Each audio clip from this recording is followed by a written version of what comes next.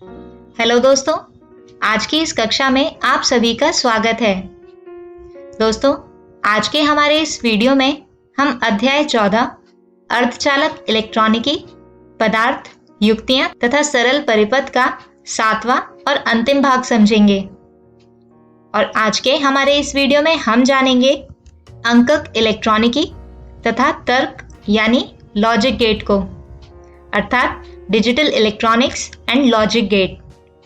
और इसके बाद हम जानेंगे किसी एकीकृत परिपथ यानी इंटीग्रेटेड सर्किट को। तो आइए आज के वीडियो को शुरू करते हैं अपने पहले विषय अंकक इलेक्ट्रॉनिकी तथा तर्क यानी लॉजिक गेट के साथ। दोस्तों, पिछले सभी वीडियो में समझाई गई युक्तियों में वोल्टता तथा विद्युत धारा परिवर्तनीय वोल्टता तथा धाराओं के रूप में थे। इस प्रकार के सिग्नलों को संतत अथवा अनुरूप सिग्नल यानी एनालॉग सिग्नल कहते हैं। दोस्तों, इसके अतिरिक्त सिग्नल को एक स्पंद तरंग के रूप में भी दर्शाया जा सकता है, जिसमें वोल्टता के केवल विविक्त मान ही संभव होते हैं। इस प्रकार के सिग्नलों को निरूपित करने के लिए द्विधारी अंकों यानी बाइनरी नंबर्स का उपयोग होता है। द्विधारी अंकन प्रणाली में केवल दो ही अंक 0 तथा 1 होते हैं। यहाँ पर 0 का अर्थ 0 वोल्टता तथा 1 का अर्थ 5 वोल्टता से है। इस प्रकार के सिग्नलों को अंकीय सिग्नल यानी डिजिटल सिग्नल कहते हैं। दोस्तों, अंकक इलेक्ट्रॉनिकी के प्रथम चरण को समझने के लिए कुछ मूलभूत रचना खंडों का उपयोग किया जाता है, जिन्हें लॉजिक गेट कहते हैं। लॉजिक गेटों का उपयोग कैलकुलेटरों, अंकीय घड़ियों, कंप्यूटरों, रोबोट, औद्योगिक नियंत्रण प्रणालियों तथा दूरसंचारों में किया जाता है। तो आइए समझते हैं इन लॉजिक गेट को। दोस्तों, गेट एक ऐसा अंकीय परिपथ यानी डिजिटल सर्किट होता है जो निवेशी तथा निर्गत वोल्टताओं के बीच किसी निश्चित तार्किक संबंध का पालन करता है। इसलिए व्यापक रूप में इन्हें लॉजिक गेट कहते हैं। गेट कहने का कारण यह है कि ये सूचना के प्रवाह को नियंत्रित करते हैं। दोस्तों, व्यापक रूप में उपयोग किए जाने वाले 5 लॉजिक गेट कुछ इस प्रकार से हैं: नॉट, एंड, और, नैंड तथा नॉर। प्रत्येक लॉजिक गेट को किसी प्रतीक द्वारा दर्शाया जाता है तथा इनके प्रकार्य को एक सत्यमान सारणी द्वारा परिभाषित किया जाता है। इसके अतिरिक्त इन लॉजिक गेटों को अर्धचालक युक्तियों का उपयोग करके बनाया जाता है। तो आइए जानते हैं कि ये गेट किस प्रकार कार्य करते हैं। सबसे पहला है नॉट गेट। दोस्तों, यह सर्वाधिक मूलभूत गेट है जिसमें केवल एक निवेश तथा एक निर्गत होता है। यहाँ यदि निवेश 0 है तो इसका निर्गत 1 होता है, और यदि निवेश 1 है तो निर्गत 0 प्राप्त होता है। अर्थात यह किसी निवेश का अपने निर्गत पर व्युत्क्रम उत्पन्न करता है। और दोस्तों, यही कारण है कि इसे उत्क्रमक या प्रतिलोमक भी कहते हैं। यहाँ इस चित्र में इसका प्रतीक दर्शाया गया है तथा इसकी सत्यमान सारणी कुछ इस प्रकार से होती है।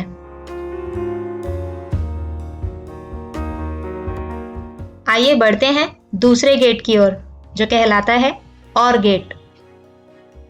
दोस्तों, किसी और गेट के एक निर्गत के साथ 2 या अधिक निवेश होते हैं। यहाँ इस चित्र में इस द्वार का तर्क प्रतीक और यहाँ पर इसकी सत्यमान सारणी दी गई है। इसमें आप देख सकते हैं कि निर्गत y एक तभी होगा जब या तो निवेश A अथवा निवेश B या दोनों ही निवेश A तथा B 1 हों। अर्थात यदि कोई भी निवेश उच्च है तो निर्गत उच्च होता है। आइए अब जानते हैं तीसरे लॉजिक गेट के बारे में, जिसे कहा जाता है एंड गेट। दोस्तों, किसी एंड गेट में 2 या अधिक निवेश तथा एक निर्गत होता है। एंड गेट का निर्गत y केवल एक तभी होता है जब निवेश A तथा B दोनों ही उच्च हों। यानी दोनों का ही मान 1 हो।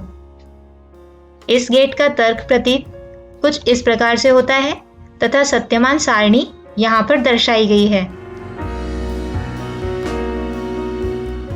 दोस्तों, चौथे प्रकार का गेट कहलाता है नैंड गेट। यह एक एंड गेट है जिसका नॉट द्वार अनुगमन करता है।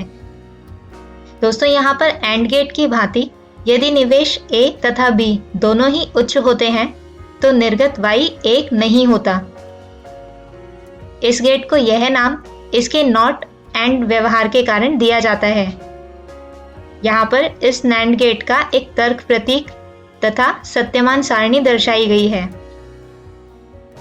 दोस्तों, नैंड गेट को सार्वत्रिक गेट या सार्व प्रयोजक गेट भी कहते हैं, क्योंकि इन गेटों के प्रयोग से हम अन्य मूलभूत गेट जैसे कि और, एंड तथा नॉट गेट प्राप्त कर सकते हैं। और दोस्तों, अंतिम और पांचवा गेट कहलाता है नॉर गेट। इसके भी 2 या अधिक निवेश तथा एक निर्गत होता है। इसमें और गेट के पश्चात एक नॉट सक्रिय अनुप्रयुक्त करने से नॉट और गेट अथवा नॉर गेट प्राप्त होता है। दोस्तों, इसमें निर्गत Y केवल एक तभी होगा जब दोनों निवेश A तथा B शून्य हों। यहाँ पर इस चित्र में गेट का तर्क प्रतीक दर्शाया गया है तथा इसकी सत्यमान सारणी दी गई है। दोस्तों, इस गेट को भी सार्वत्रिक द्वार अथवा सार्व प्रयोजक द्वार कहा जाता है, क्योंकि नॉर गेट के उपयोग से भी हम एंड, और तथा नॉट गेट प्राप्त कर सकते हैं। आइए आगे बढ़ते हैं अपने अगले विषय एकीकृत परिपथ यानी इंटीग्रेटेड सर्किट की तरफ।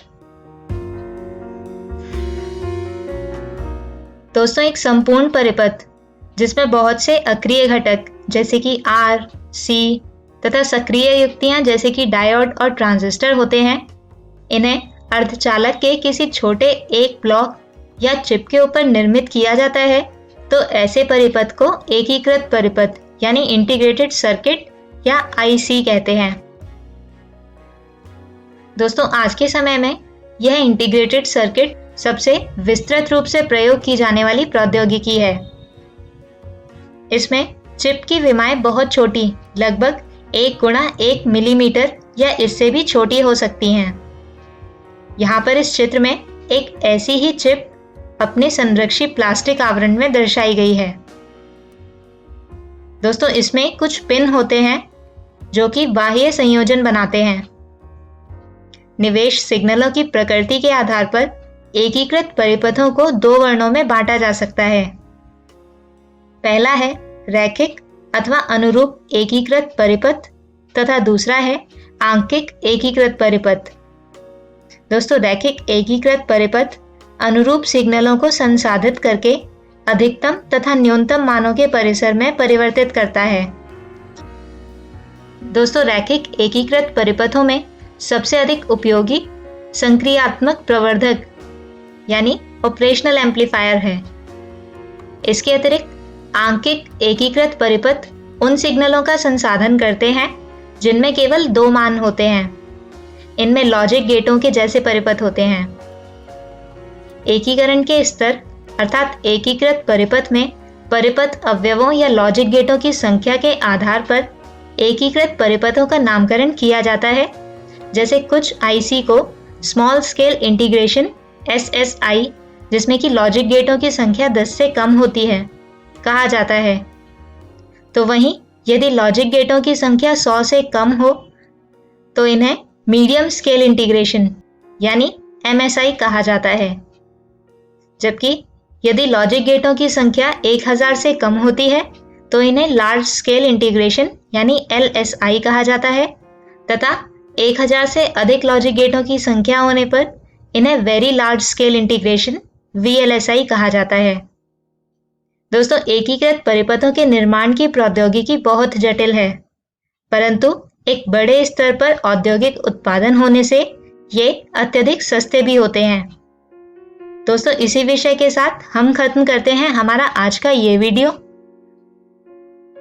और आज के हमारे इस वीडियो में हमने जाना अंकक इलेक्ट्रॉनिकी तथा तर्क यानी लॉजिक गेट को, जो कि 5 प्रकार के होते हैं: नॉट, और, एंड, नैंड तथा नॉर गेट। और इसके बाद हमने जाना एकीकृत परिपथ यानी आईसी को। दोस्तों, इसी के साथ खत्म होता है हमारा यह अध्याय। अगले वीडियो में हम शुरू करेंगे एक नया अध्याय, अध्याय 15, संचार व्यवस्था को। तब तक के लिए गुड बाय।